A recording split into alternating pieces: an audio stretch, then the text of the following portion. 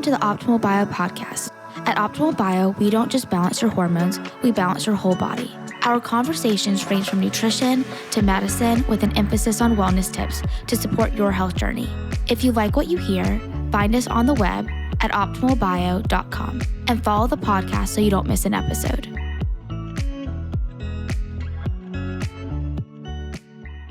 Thank you for joining another episode of the Optimal Bio podcast. Today, we are joined by Amber Scott, the founder of Muze. I'm so excited about this conversation.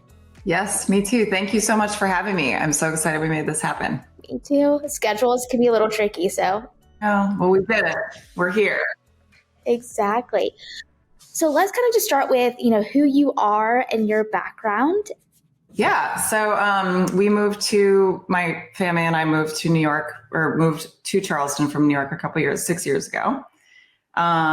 We have 2 kids. We have a 6 and a 9-year-old. And so we've been very happy with the decision. It's been, a really nice change of pace for us for sure. And it was 2021 when I decided to launch Muze. I started working on it in 2020. It kind of is like a process to sort of get there, because you're a lot of different trial runs for fragrance testing. And so we're about 3 years in to the process. And I've always had such a passion for fragrance growing up. My mom, she wore beautiful perfumes. And I think living in New York, I was exposed to, so many people in the beauty industry. And there was just sort of this gap that was missing for cleaner options. So we just started kind of navigating that a little bit. Yes, it's so needed. As I told you before we started, I haven't worn perfume in years because of how bad it is. So thankful for brands like that you created. And so just to tell everyone, so Muze is a fragrance company, but what sets your company apart between other perfumes and fragrances out there? Yeah. So, there's 90% of the fragrances really on the market have the petroleum-based sort of synthetic ingredient, which, makes it last longer. It sort of gives it that kind of, bold, long lasting effect. So after my firstborn, I didn't know what was going on. I was getting migraines because I kind of went back to my old beauty routine, and, I kind of narrowed it down to it being the fragrances I was wearing, because the one, I have not always worn, the clean brands. So, because there really weren't that many available, years ago. So I decided to kind of do the research and find a perfume house that used, essential oil compounds and sort of more raw materials to create their formulas. And it was just sort of we discussed earlier, trial and error. You just have to kind of come up with formulas that are going to work for the kind of palette that you're trying to create with your scents. So it's been a really fun process. I've learned a lot, still learning a lot. And it's the creation of the scents is definitely the most exciting part. That's my favorite part. You get to be really creative, with the creations. So. And how do you come up with the scents? What is that process? So I'm not sure, who know, the story behind the numbers. So we have 2 fragrances at the moment, number 17 and number 16. And they're all inspired by my family. So number 17 is my mother's scent. And so her birthday is, May 17th. And so it's kind of more earthy, everyday, playful, just easy fragrance to wear all the time. 16 is my fragrance. So that's sort of more of an opulent, bold. It's kind of reminds me of those city nights, around. It's leather, rose, a little bit heavier. There's some oud base notes. So it definitely makes it a very unique, complex fragrance. You have to let it sit. That one has to wear on you for a little bit. And then number 9 is going to be my son's fragrance. Number 30 will be my daughter, and so on. So they're all sort of personality inspired, I guess you can say. That's awesome. And how long does it take for you to think of an idea and then for it to be, on the shelf? So there's a process. They have to let them macerate for about 45 days. So once you kind of come up with the creation, you go back and forth. I work hands-on with the perfumer. So he'll send me, batches 3 at a time, and then we'll test them out. And so usually it takes at least 3 runs to sort of get it to where you want it to be. And then like this last one, our number 9 that we'll be launching this summer kind of we had to do a few more trials of that one just to kind of tweak, and very minimal, changes really, because it makes the biggest difference just in longevity and like how it's worn. So it usually takes about a couple of months to really come up with the scent that you like. And then once you have come up with that creation, you have to mix it. We use a sugarcane alcohol. So we'll let that, work together, because it won't become anything until you sort of like let that all distill together. So that takes about 50 days, 45 to 60 days. So it's a little bit of a process, but using some of those compounds and more raw materials, things do take a little bit more time. Just the way that the essential oils are extracted makes a big difference. Yeah. And I think in life, right, usually the good things take time, and it's a process. It takes time. And then, you want to make sure that, it's your product. So it's worth spending the extra time to get it to exactly where you want it to be. 100%. And you said a few minutes ago that when you were using your other perfumes, you were getting a headache. Can we kind of really, dive into what's in, perfume beauty products that we may not realize, and what is it doing, to our body? The one major, I would say, there's a couple. There's, the parabens, but benzene is used in a lot of fragrances, whether it's skincare, spray for shampoos, conditioners, anything that's really scented. And it's just, I don't know if hopefully they will just be completely eliminated from all the products soon, because it kind of mimics hormones. So it can affect your fertility. It affects your immune system. There's a whole slew of, just cancer causing potentials, and it's just harmful to the environment as well. So we don't use that. That was my number one. I wanted to make sure that we just kind of stayed away from all of those compounds, because I think it's a really slippery slope when you start kind of integrating, raw materials. It's like, what is actually mixed with some of these things that you might not know. And you can feel it. I do remember when I first started this, we got our first round in, and I was wearing it and testing it out, and your body feels it. You can tell if it's not bothering you, but it's just pleasant. That's that's the whole idea around it, is to wear it and feel confident that, it's safer for you and your kids to be around, as well. Exactly. And your body's telling you something. Like, our bodies are very smart, and you also have to think of a bucket. It's like, oh, I'm fine. Oh, and then this little scent here, this cleaning supply, and then it can really affect your body in so many ways. Like you were talking about, we see across the board, it's young, old, with, mental health, physical health, the rates of infertility, of cancer. And of course, there's many moving parts of what causes that. But so many of it goes back to the ingredients that we're using every day, not realizing what it's doing to our body. And it isn't every day. It's kind of like, what are you going to integrate? And pick your things, what is that? For me, and this kind of goes back to, why Muze, why I chose to create something that was a cleaner option, because that was one thing I wasn't going to give up. Mm-hmm. I love wearing fragrance. I love smelling good. It makes me feel good. I think there's a lot of mood benefits around that as well. And so, yeah, and that was something that if you're going to do that every day, and it's going to be on your body or in your system every day, it should be, it really comes down to that, because everything in moderation, but not too much of it all the time. Because that's when it really starts impacting your hormones and so many things. Exactly. And once you start, say, pulling out fragrances, toxic fragrances, and then you smell them again, or you're around them again, immediately you'll get a headache, or you don't feel well. And you're like, oh, wow, what has it been doing to my body for however long, when I didn't realize? I could walk into, a store, an Airbnb, a hotel, and I can smell if there's a scented plug-in, and I'm like, absolutely not. Take that away.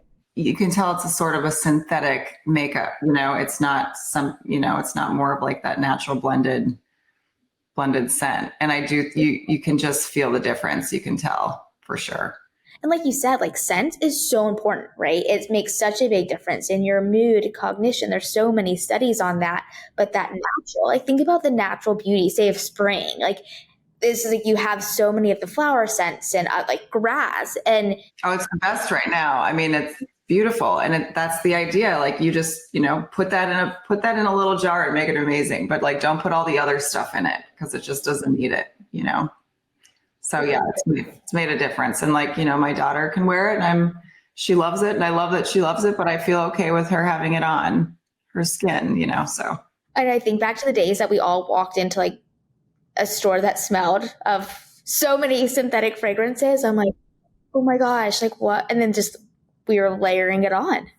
Like, Sephora, there are stores now that do have, areas where they offer those cleaner options. And I think that's amazing because, some are still wearing, the non, but there's that option for the ones who really want to be a little bit more conscious about, what they're spraying. So yeah, it's very helpful. Like that, say like brands like Sephora or companies like Sephora have that because I think me and you are so in research. I'll research any ingredient, any product that I buy before, but it is helpful when you have that. So it's like, okay, this is where I could start of what they list as clean beauty, and then you can do your own research. When is the last time you've worn perfume, you said? Oh gosh, probably at least 5 years ago. What was it? What did you wear? Oh, it was actually Tory Burch. I love That's a pretty scent. It's more citrusy, right? Isn't it kind of a floral? and it makes sense. Yeah, I probably got it 7, 8 years ago. And did you feel like it was sort of affecting or do you think that it was changing the way? I'm so sensitive to smells. I know that. But no, I would get a headache. Yeah. And it's almost instant. No, and I didn't know if it was just because, as you would know, because you study this daily, but like, you get things change over time. And I think after kids, especially, just your body changes, hormones change. So I kind of thought that was just what was going on. And possibly it was, but now I go and I try something just to try it, and I'm like, wow, this is killing. I mean, like, yeah, definitely like immediate headache. 100%. Because even like maybe a year, 2 years ago, I was like, let me just try a little bit. Immediately got a headache. And that's the thing. We all have our own journeys. Because like years ago, I got super sick. Then went down this whole rabbit hole. And that's why I always joke that like, I wish Uber or Lyft or, it had an option that said no, like scents or what is it? The air fresheners in the car. Because as soon I see that, I'm like, I will get a headache as soon as I get into this car. It's not what you want. Yeah, no, exactly. I'm with you. That's so true. You kind of, talked about with balance, right? Stress is also a toxin. So really that balance in life of what products or your lifestyle, but, what are some of your non-negotiables, in your day to day? One thing that I have changed over dramatically is our laundry detergent. I think that's a big one for me because I did, I've used to wash my sheets in Gain and like Tide, and I tried it not long ago because that was all they had. We were traveling and I just couldn't handle the strength of it because there's just so much in there. So we have switched over. The laundry detergent is a big one. Just your kind of day in, day out cleaners, your countertop sprays, soaps that the kids use when they, bathe and stuff has been a big one. And then just other, sort of lifestyle changes as we get outside, we get in I love nature. For me is kind of like, that's a non-negotiable part of my life. I have to get outside, and I think it's important that the kids do too, because there's just so much to be said about, kind of being in the wood, just being outside and getting outdoors. We just don't do enough of that anymore. I lived outside growing up. And there's just so many other distractions now. So we're just, both my husband and I, we're more aware around a lot of that as well. And just also having family meals a couple days a week has been a big one. Learning it, then they get to learn about food, learn about what, love to go grocery shopping with them so they can pick out their own, the produce and stuff. So we're trying to integrate a couple of those things. Life gets busy, but I think it's important to at least, you have to try.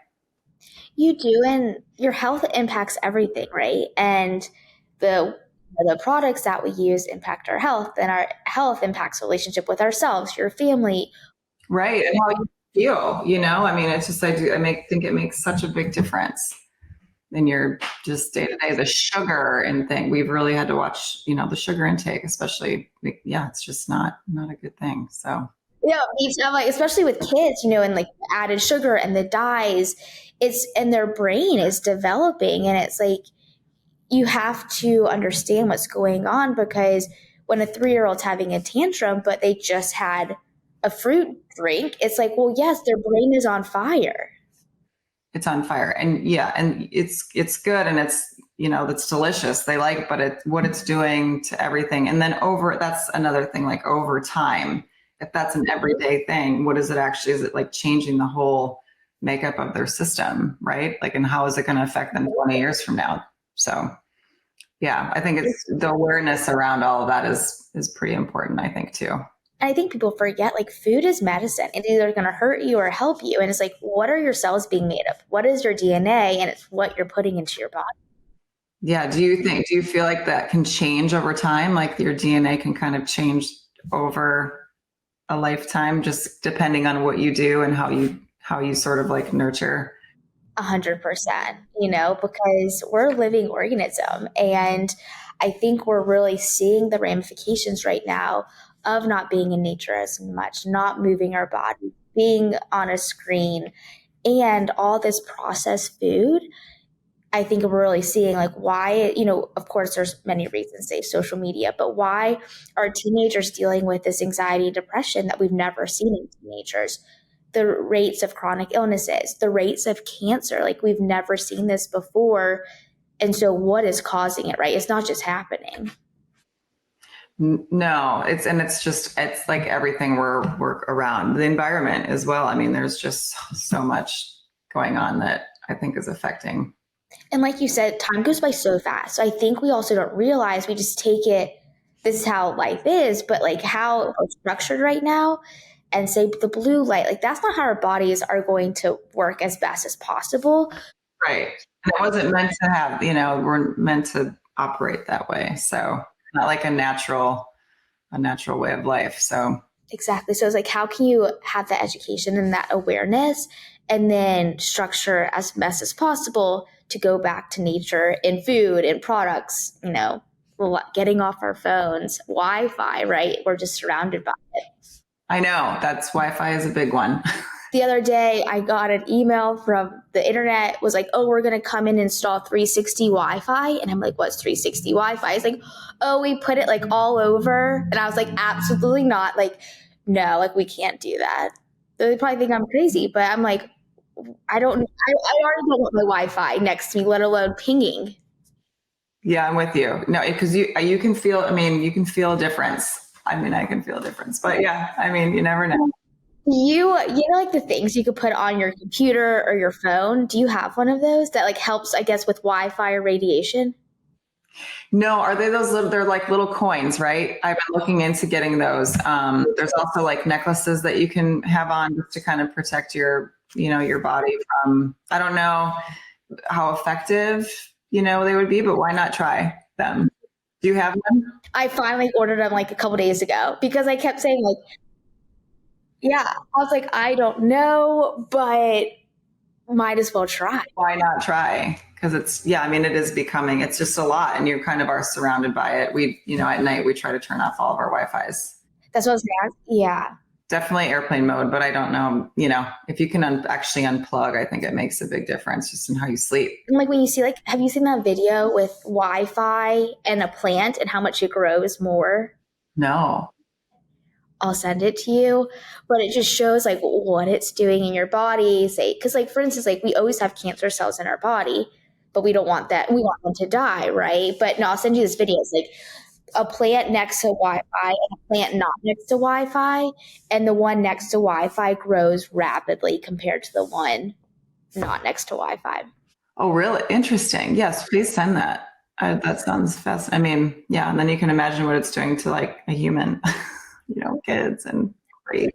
And like we were talking about, like it all adds up, right? So you're like, oh, this here, but then, and then I think too, if we just take a time to slow down and listen to our bodies, then we can know what's affecting it and try to start pulling things away are adding things back into our day. Yes, I agree with that. And that's sort of, I mean, that's kind of my nature thing is, I have to sort of disconnect to just reconnect. And I do, and I say that to the kids all the time, because it's let it go for a day and then you just reset. I think that you have to do that more frequently than we're probably all doing it. Agreed. And I always try to remind myself, like, life is a marathon, not a sprint. And if you look at like top performing athletes, when they're training, they are taking breaks, they're taking rest, and so it's just such a reminder we need to do those things so that we don't burn out, but we're so programmed to go, go, go, and like rest bad when it's like literally the best thing you can do for yourself. You just got to stay on a steady pace and not try to, I'm always like own lane, own pace. Like it's just you'll get there, but it is hard sometimes because we just naturally, you want things to happen fast, right? 100%.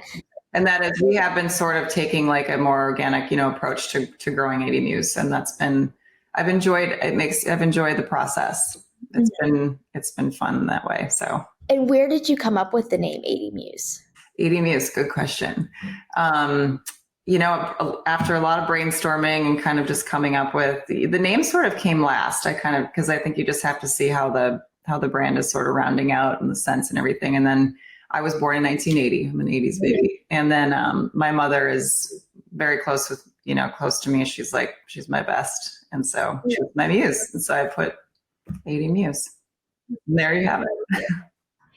You talked about, on your website, 80 Muze being a modern organic process, and bringing a fragrance to today. So kind of, what is that mission and that inspiration behind it?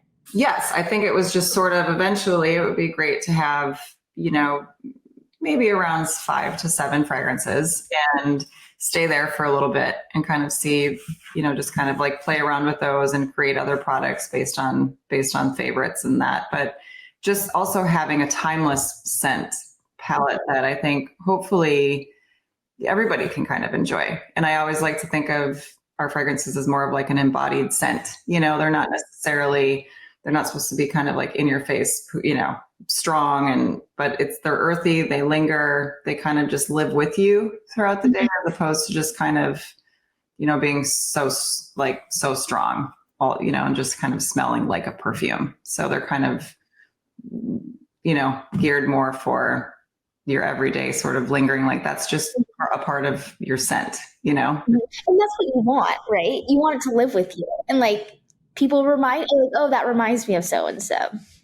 Right. And, I think the number 17 that's our bestseller. People love that. I think it's just a great everyday, playful, like easy everyday fragrance. But there are, like kids love that. I have teenagers that love wearing it. I have many, and then, there's such a wide range of liking that one. So it's been interesting to see that. The black one is a little bit more heavy. It's more evening. So I feel like it is a more sophisticated kind of scent, but it's beautiful. Yeah. It settles beautifully. You have to give that one like a minute, but. I love that. And where can you find, your perfumes? We are, let's see, let me think. We have 25 stores.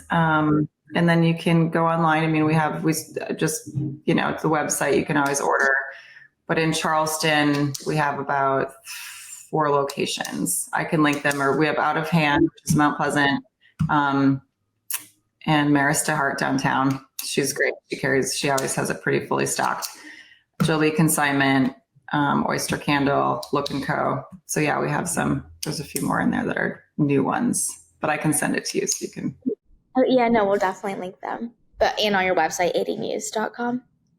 Yes, 80muze. Yeah, I can get it there. And then there's a few stores in Minnesota, Chicago, and we're going to kind of start branching out to introduce it to more of like a wide range of locations. We just had a call out for, West Coast and some New York shops. So we'll see. That's awesome. And how do you find, stores to partner with? That's a good question. Some of them have just happened real organically through a friend, a friend of a friend who has a shop who smelled it and be like, I really want to carry your line. And I've reached out to a few in the very beginning. And now it's just sort of like a lot of the ones that have happened recently, they've actually come to Charleston. They've tried it here. And we have Mountain Brook is another new shop that we have, which is such a great area. And she's wonderful. And she was like, I just had to have it. I tried it. So it's kind of just, experience, seeing it and trying it from friends or just having it, and wherever you traveled or whatever. And Charleston is such a great place to be because so many people travel through Charleston, right? And then can bring it back to wherever they live.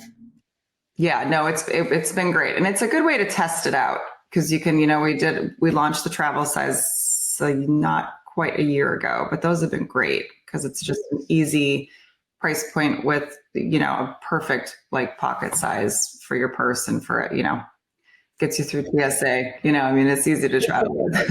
And then you can try it, right? I think sometimes travel size obviously is great for traveling, but also great to try it because you're like, okay, well, if I don't like something, then it's fine, instead of making that whole product.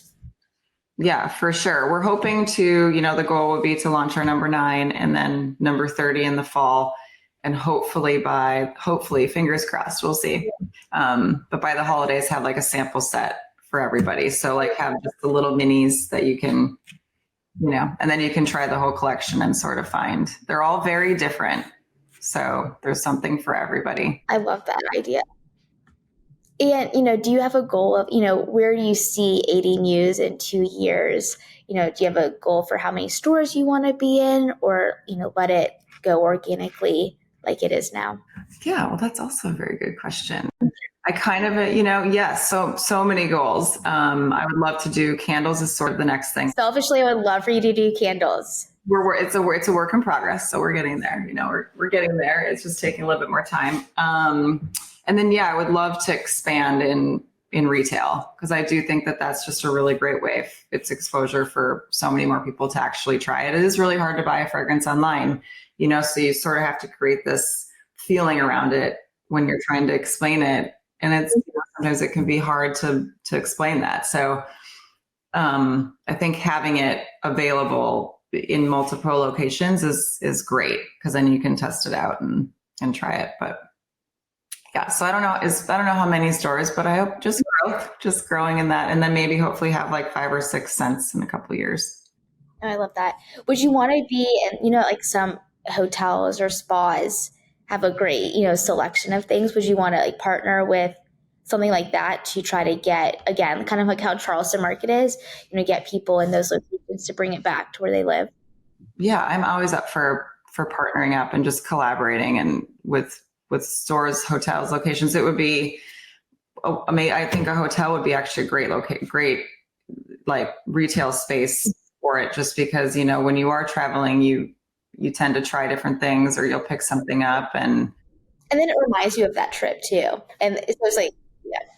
And scent is a very memorable, you'll always come back to that. And, the team at 80 Muze, are you the team? Who is the team? I am the team. Currently, I am the team. My husband, he helps me with some of the back end, all the, the website design and all that integration. But currently with the packaging and the perfumery side of it, I would say that my partners from Privé, which, an IFF is my fragrance house, my perfumery, they also work pretty hands-on with me.